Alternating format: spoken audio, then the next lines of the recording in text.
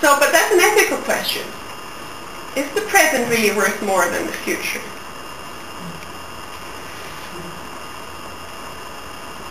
And then, you know, we also have to think about the scale dimension. As I was referring to earlier, you can easily fool yourself if you just have a local, regional perspective that you have changed to a more sustainable lifestyle. I mean, you can change a whole country to a more service economy, but if that only means that you use just as much stuff as before, they're only produced in China or India, it doesn't really help. Because most of their emissions, you know, a large, substantial part of China's emissions now is not coming from their welfare increase, but it's from producing stuff that we use. So, you know, we can clean up our local environment, but we cannot, in the aspect of global environmental change, we cannot avoid looking at the whole globe. And the system perspective has to be there. So, but then, you know, why should we care? I mean, about the future. Can't we just go on like teenagers do and, you know, spend the money and burn the fuel and live as if there is no tomorrow? Well, problem is if we do, there will not be much of a tomorrow. So we can't do it for very long. Or tomorrow will be very unpleasant. But of course we can, you know, not care about that. But I mean, if we want to live up to adulthood, to maturity of the human race, we have to be able to take responsibility. I mean, adulthood implies parenthood and the ability to think about the next generation, putting the welfare of your children ahead of your own welfare. That's what comes with adulthood, the ability to think for the future.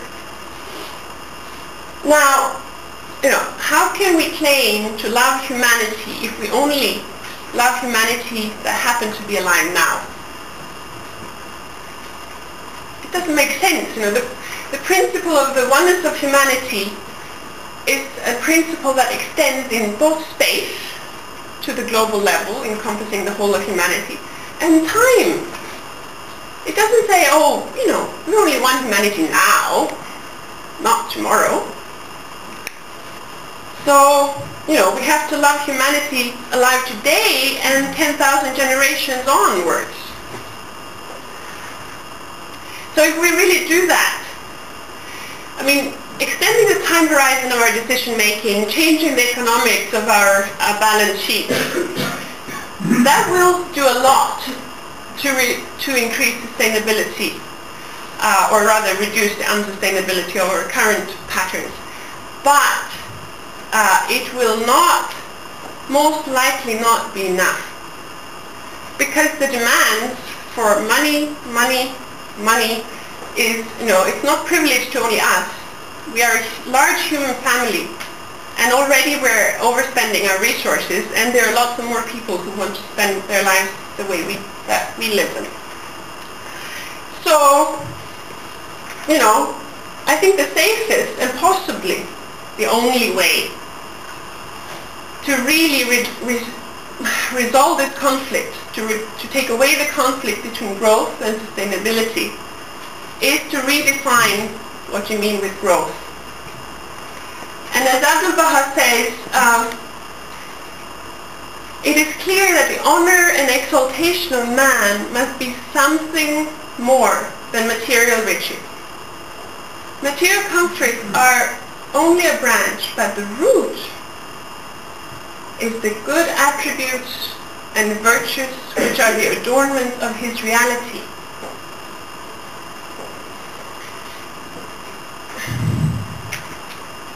If that is the kind of growth we're striving for, growing in the good attributes and virtues, there is no limit to growth. Absolutely no limit. And the beauty of it is that when you pursue that kind of growth, you really don't need much stuff. Thank you.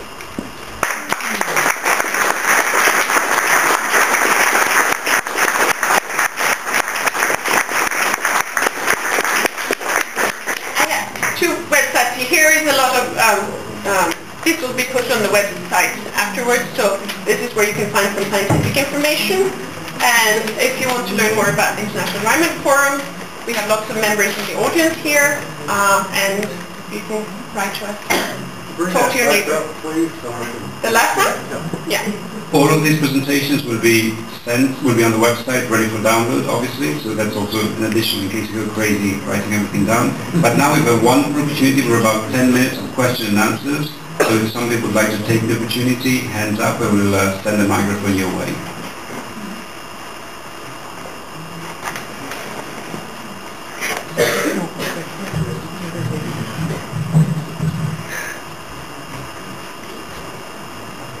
Yeah, my name is Karlsson. Good morning, everyone. I'm not sure if I have a question, but more sort of an observation when we talk about economics on the short term. I think that's part of the amorality of economics today, is we're looking at the short term. And so I was very inspired. The other comment I had was when we look at sustainability, it means to me something we keep at the same level. And actually we need growth as well. And the type of growth you mentioned is exactly the growth we need. Those two combined become viability. And I like that word much better.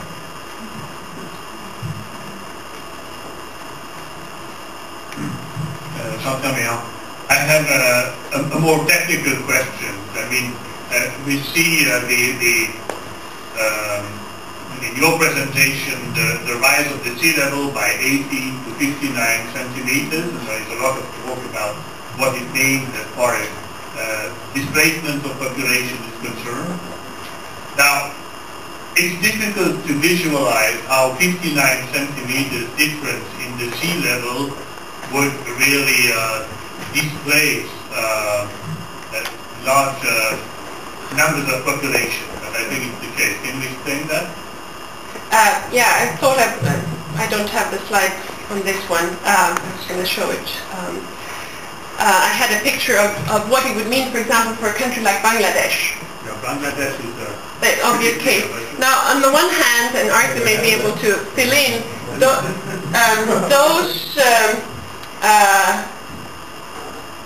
the estimates that I gave there, many scientists are now more and more thinking they're very conservative. So it's very likely that the sea level rise will be significantly higher. But if you imagine that, I mean, a huge part of the population of the world live in coastal areas, and particularly in urban areas along the coast. And, you know, it's not all of them that are so wealthy as the Netherlands who can build physical barriers can maybe cope and adapt. I mean, adapting to that kind of sea level rise, and that's the average sea level rise, but then it means, that whatever storm surges and all things, would come much higher. That will cost enormous amounts of money.